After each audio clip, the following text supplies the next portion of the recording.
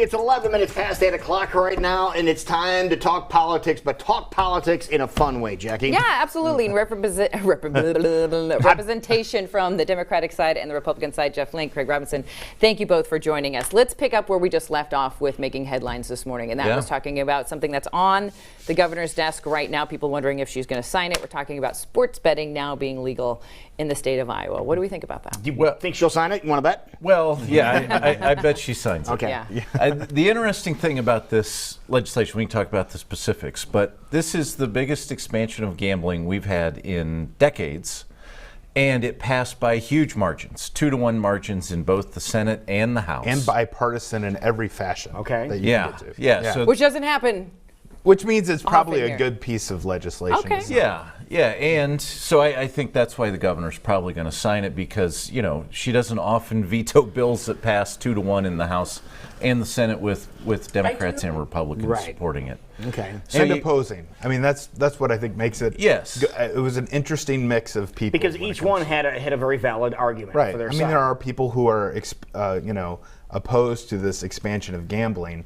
But you also have the reality that other states are going to move forward with this, and do you want to be the lone spot on the map that's not going to take a piece of that apple? And I think the argument that sort of won the day is sports betting happens today.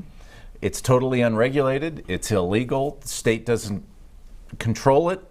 They don't regulate it, and they don't also tax it. So what basically we're doing now is we're going to put it into a regulated environment. Everything has to go through the casinos. They have tons of regulations that they have to follow, and the state's going to get 7.5%. A piece of the pie, yeah. And it's not like we have the 19 casinos in Iowa that can regulate this and implement it. So it's not like we're creating this out of the blue. A lot of these casinos are ready to roll. Yeah, they got the rooms ready to go. Yeah, all you do is unlock the doors. Yeah, obviously they were anticipating this eventually going through, and when we've talked about what bills were going to survive, you guys had that at the top of your list as well. This will be one of the biggest things the legislature does this session. Do they have any idea how much money that they hope it's going to generate?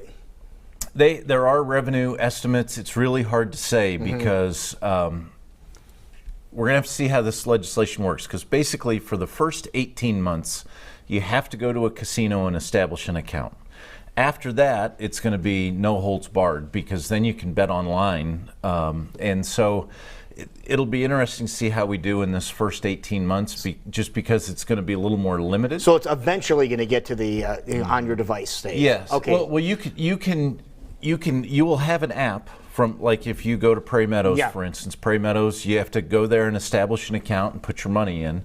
But once you have an account, then you can bet use on your your app. phone. Okay. Right. Yeah. All right. Okay, This so could be interesting. we'll see how that goes, but I know a lot of people are excited about that. It's a new demographic that they're going to bring to these casinos, and I think that's the unknown. True too, yeah. That's the unknown of how much is this going to be. I think it's hard to peg and to estimate, what the revenues are going to be here, because I think you're going to get much more younger sports fans who might not be going to play poker or play slots or anything like that, but they will go and they will watch games, and they will at the casino, and they will bet at home and with their friends and all that stuff. Now, one of the interesting limitations that I think was really important in getting the margins that they got is that the Regent universities were insistent that you could not vote, or you could not bet on individual Iowa players in games. Thank you for explaining this, because I was trying to explain this to someone else, and they're like, no, that's wrong. So explain that a little bit So better you for can me. bet whether the Hawkeyes beat the Gophers,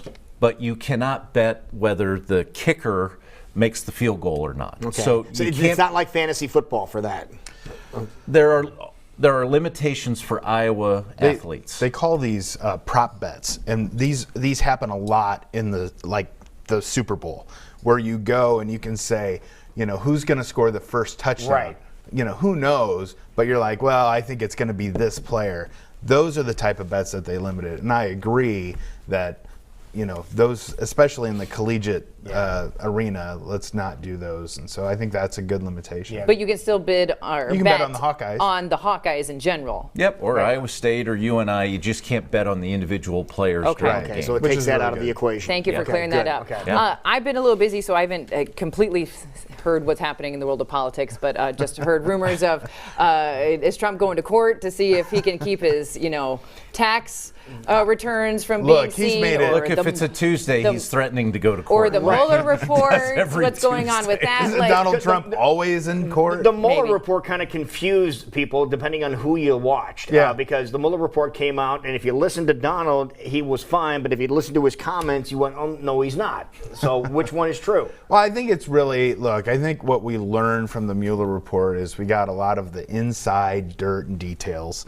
And it's interesting. It makes for a great article to read and to put this all together. And, there's constant little lines at every article included, and it gives you some insight to what Donald Trump thought about this investigation going on, and that he hated it. He thought it was going to cripple his presidency and all of those things.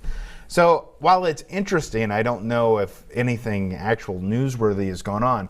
I think politically what's going on now is fascinating with the Democrat Party, where you have Nancy Pelosi, who's trying to tap the brakes on the impeachment talk. But you've got 20-some presidential candidates who want to give the activists in their party what they want. And so you have Kamala Harris and Elizabeth Warren and all these people talking about, yeah, we need to impeach. So you have this kind of struggle within there. The presidential candidates, I think, will win out on this a little bit. Now, I'm not saying that there's going to be impeachment, but that's the drumbeat people are going to hear over the next. That's going to get the troops rallying. Well, yeah. And I know they were making some strong statements yesterday, but were they mentioning this in the town hall yesterday, or that's been happening with the Democrats here recently? It's going to be a subject. A couple of these presidential candidates are making statements whether they're for it or against it. Here's what I thought was interesting in the Mueller report. All of his instincts and all of his actions were to do something completely unethical and certainly illegal.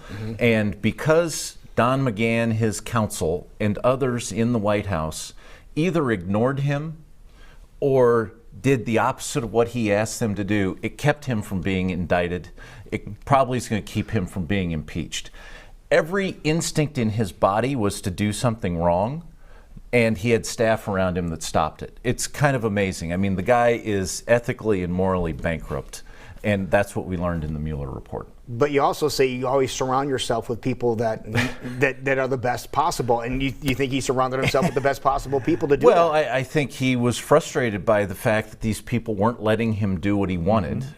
And his instinct was to fire everybody that told him no. Right. And he did it in a lot of cases. And this is an interesting segue on this subject, because I think that can Trump keep good people in his staff around him to kind of establish the guardrails? Keep him on and track? I think the problem is that you have someone who's not worked in politics ever. I mean, this is his first go. And so he's not used to being handled. He's Donald Trump. He's a real estate guy, and let's make a deal and we'll do whatever to make it happen, right? Well, you can't play that way. And so my fear is eventually you run out of good people who understand that there are guardrails that you have to adhere to in his administration. And then, at some point, do you get someone in there who's just happy to get the job? And look, I think the Trump administration has created an avenue for people who couldn't ever ascend to these types of jobs, and the door's open. Look at the Attorney General.